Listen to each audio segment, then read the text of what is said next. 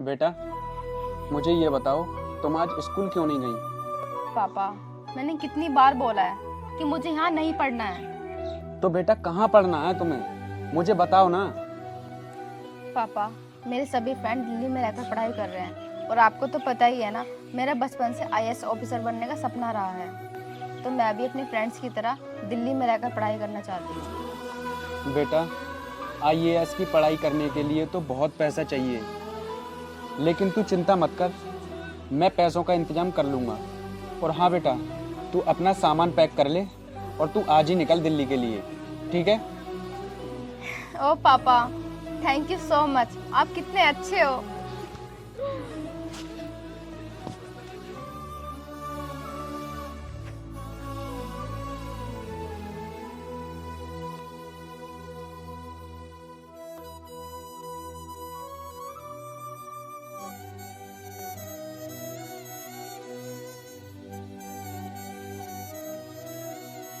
रामलाल,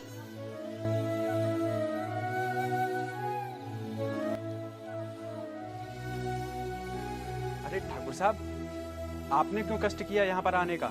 मैं आ जाता आपके घर। रामलाल, तूने अपनी बेटी की पढ़ाई के लिए मुझसे कर्जा लिया था पूरे 2 लाख रुपए का, तुझे याद है या फिर नहीं? अरे ठाकुर साहब, मुझे बिल्कुल याद है आपके पैसे, आप चिंता क्यों करते हैं? मैं बहुत जल्द आपके पैसे चुका दूंगा। देख रामलाल, मुझे ज्यादा सफाई देने की जरूरत नहीं है। पूरे 3 साल हो चुके हैं तुझे पैसे लिए, लेकिन तूने अभी तक उन पैसों का ब्याज भी नहीं दिया है। अरे ठाकुर साहब, यही तो समस्या है। मेरी बेटी ना बाहर पढ़ने गई है, इसीलिए पैसों का बंदोबस्त नहीं हो पाया। क्या कहा रामलाल, तेरी बेटी पढ़ने के लिए बाहर गई है? अरे बड़ा बेवकूफ है तू तो। इससे तो अच्छा मेरे घर पर लगा देता उसे, तेरा कर्जा भी खत्म हो जाता। और वैसे भी तेरी बेटी पढ़ लिख कर कोई कलेक्टर नहीं बन जाएगी। ठाकुर साहब, आप ये कैसी बातें कर रहे हैं? मैं अपनी बेटी को पढ़ा लिखा कर एक अफसर बनाना चाहता हूँ। क्या तू अपनी बेटी को अफसर बनाना चाहता है? देख, हमें तेरी बेटी से और तुझसे कोई भी मतलब नहीं है। तेरी बेटी कुछ भी बने, बस हम यहाँ पर अपने पैसे लेने आए हैं। और वैसे भी तूने आज का वादा किया था हमारे पैसे वापस करने का। चल अब जल्दी से हमारे पैसे वापस कर। ठाकुर साहब, मुझे थोड़ा सा वक्त और दे दीजिए, मैं आपके पैसे आपके घर पहुँचा दूंगा। चल ठीक है रामलाल, इस वक्त तो मैं तेरे घर से जा रहा हूँ, लेकिन याद रखना, जब भी मैं अगली बार आऊंगा ना, तो तेरा घर बिल्डोजर से टूटवा दूंगा और तेरी जितनी भी जमीन है ना, वो सारी जब्त कर लूंगा। चलता हूँ अब मैं, ध्यान रखना। चलो।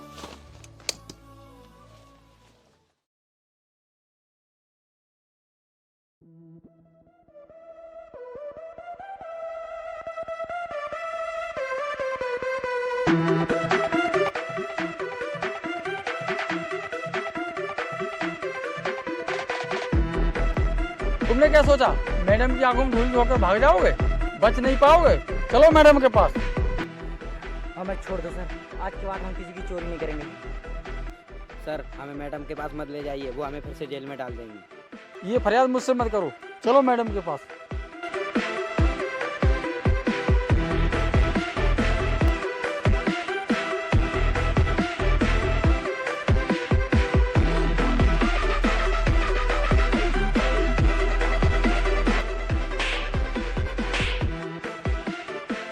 ना जाने तुम जैसे मवालियों ने कितने लोगों को लूटा होगा। भागने की कोशिश कर रहे थे, कानून से कब तक भागोगे तुम? यार, ये तो वही लड़की है जिसके कुछ साल पहले हमने पैसे छीने थे। सही कह रहा है, लेकिन यार ये यहाँ तक पहुँची कैसे? हाँ यार, बात तो सही कह रहे हो। तुम लोगों ने इस शहर का माहौल इतना खराब कर दिया है कि आज कोई भी आदमी अकेला नहीं निकल सकता है। ए मैडम, तुम हमें जानती नहीं हो, इस शहर के हम कितने बड़े गैंगस्टर हैं। देखो मैडम, हम ठाकुर साहब के आदमी हैं, तुम हमारा कुछ नहीं बिगाड़ सकते। जो अपने से बड़े आदमी का नाम लेकर बचने की कोशिश करता है ना, मैं उसे बिल्कुल भी नहीं छोड़ती हूँ। और वैसे भी पुलिस केवल बड़े आदमियों के लिए नहीं होती है। मैं एक किसान की बेटी हूँ, छोटे लोगों का भी दुख दर्द समझती हूँ। देखो मैडम, ठाकुर साहब तुम्हें छोड़ेंगे नहीं। बोल, कौन जमींदार है और कितना बड़ा जमींदार है और कहाँ रहता है? अब तुम्हें जो भी बताना है ना, थाने चलकर बताना। इंस्पेक्टर साहब, ले चलो इनको। Okay madam.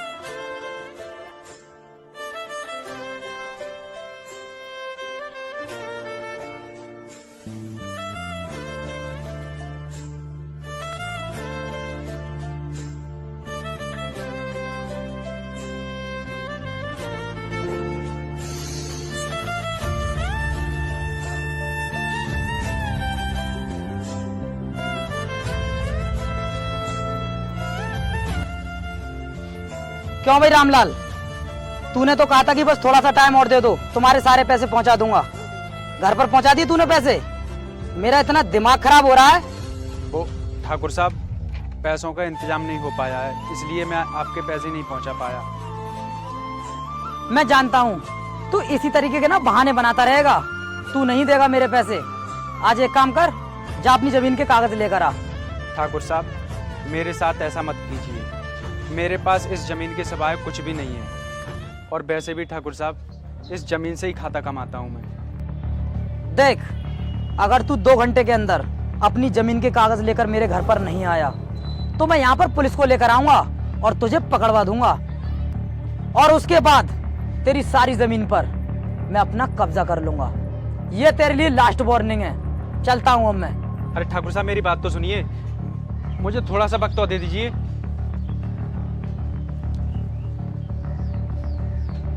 इधर मेरी बेटी घर पर नहीं है, और मुझे ठाकुर साहब के पैसे भी देने हैं। अगर मैंने ठाकुर साहब के पैसे नहीं दिए तो वो मुझे पुलिस से पकड़वा देंगे। इससे अच्छा है कि ठाकुर साहब को मैं अपनी ज़मीन के कागज़ दे ही देता हूँ।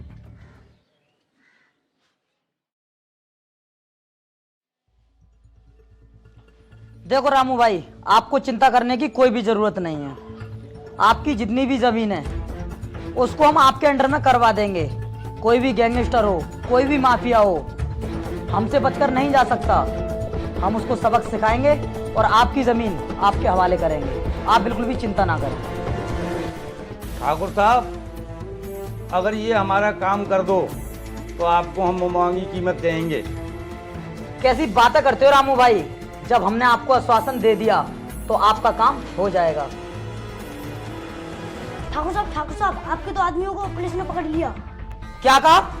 मेरे 2 आदमियों को पुलिस ने पकड़ लिया? पुलिस की इतनी हिम्मत हो गई कि उन्होंने मेरे आदमियों को पकड़ा? अरे मेरे एक चुटकी बजाते ही प्रशासन हिल जाता है, उसके बाद भी मेरे आदमियों को पकड़ा? मुझे लगता है पुलिस को मेरी पावर का भी पता नहीं है। एक काम करता हूँ, मनोहर को फोन लगाता हूँ, उसी से पूछता हूँ।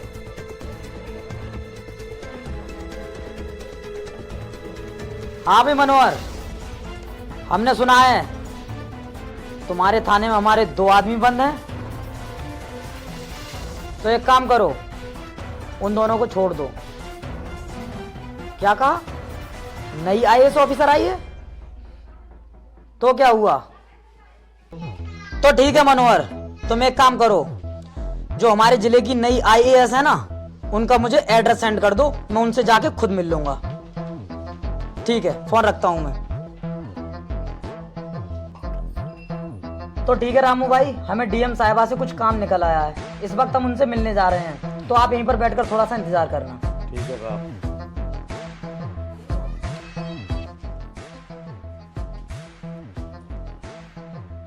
अरे ठाकुर साहब तो दिखाई नहीं दे रहे। चल कर इन भाई साहब से पूछता हूँ। तो भाई साहब, मुझे ठाकुर साहब से मिलना था। ठाकुर साहब तो डीएम साहब से मिलने गए। क्या ठाकुर साहब डीएम साहब से मिलने गए? एक काम करता हूँ, वहीं पर चला जाता हूँ। मैडम, शायद आप मेरे बारे में जानती नहीं हैं। हम इस शहर के ठाकुर साहब हैं और यहाँ पर हमारी हुकूमत चलती है। हमारी हुकूमत के बिना यहाँ पर पत्ता भी नहीं हिलता है। और हमने सुना है कि आपने हमारे 2 आदमियों को गिरफ्तार करवा दिया है, इसलिए हम आपसे कह रहे हैं कि हमारे आदमियों को रिहा करवा दीजिए, इसी में आपकी भलाई है।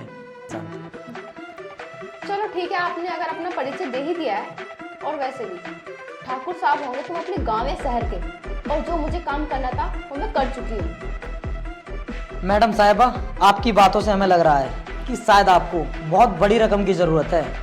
तो हम आपके लिए नहीं, पूरे 5 लाख रुपए देंगे, लेकिन आप हमारे आदमियों को रिहा करवा दीजिए। देखो ठाकुर साहब, पहले तो ये कुर्सी बिकाऊ नहीं है, और मैं किसी बड़े आदमी की गुलाम नहीं हूँ, और वैसे भी मैं एक किसान की बेटी हूँ, और मैं हमेशा गरीबों के हित में काम करती हूँ। वैसे मैडम, विचार बहुत अच्छे हैं आपके। कोई बात नहीं, हम भी अपने बारे में बता देते हैं। देखिए, हमारे पास पूरी 1000 बीघा ज़मीन है। और हाँ मैडम साहिबा, अगर तुम हमसे मिलकर चलोगी तभी इस कुर्सी पर बैठ सकती हो, वरना ये कुर्सी कब छूट जाए तुम्हें अंदाजा भी नहीं होगा। अरे ठाकुर साहब, आप यहाँ पर आ गए? मैं ये जमीन के कागज लेकर आपके घर गया था।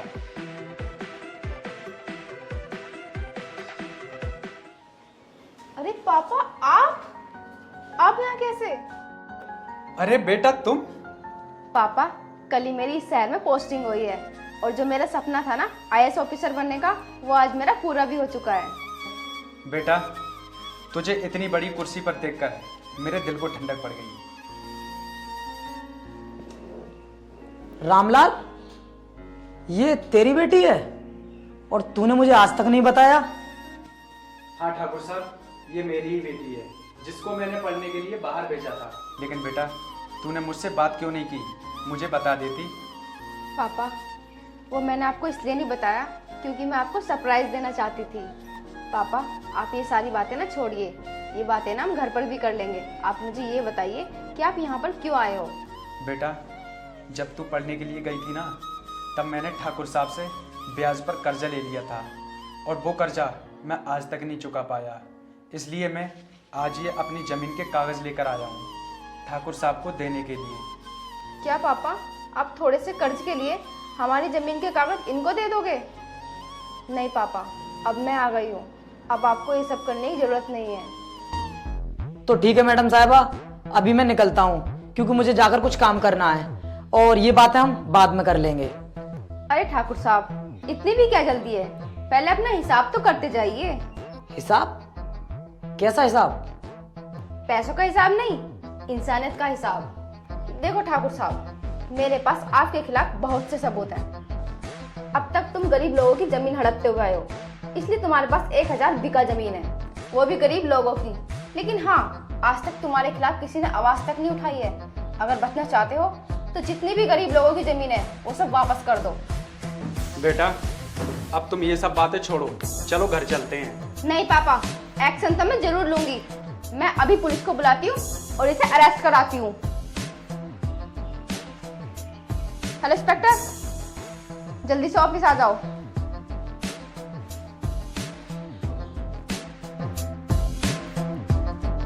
जी मैडम। Inspector, arrest him. रुक जाइए इंस्पेक्टर साहब। देखिए मैडम, आप मेरे साथ ऐसा नहीं कर सकती। देखो, आपके ऊपर मेरा बहुत कर्ज है। तुम चाहो तो मुझसे डील कर लो, मैं अपना सारा कर्ज छोड़ दूंगा, लेकिन मुझे गिरफ्तार मत करो।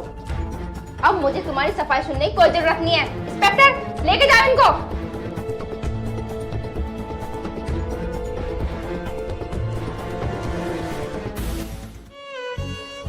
पापा, आप बैठिए, हम थोड़ी देर में घर चलते हैं। आइए।